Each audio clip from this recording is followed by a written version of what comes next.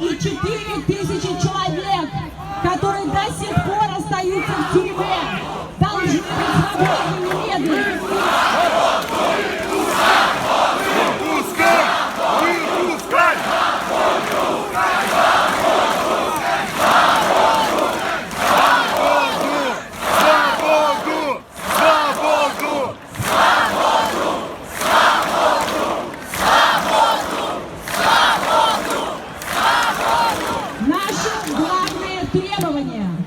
Бывший президент должен подать в отставку.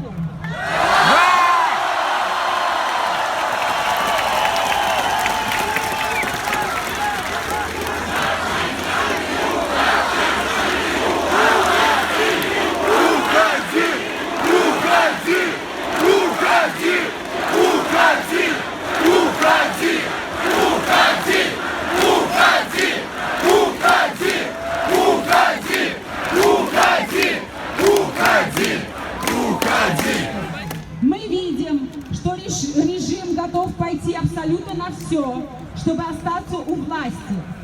События последней недели и нескольких месяцев напугали действующую власть.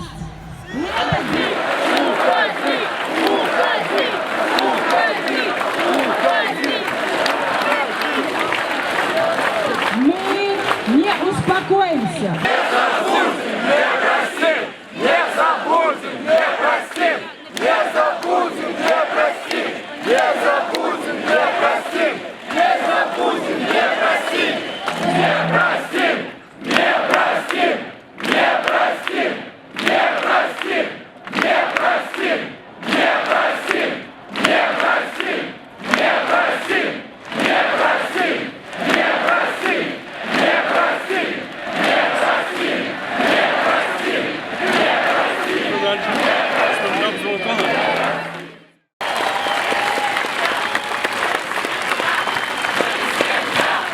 Мы семья!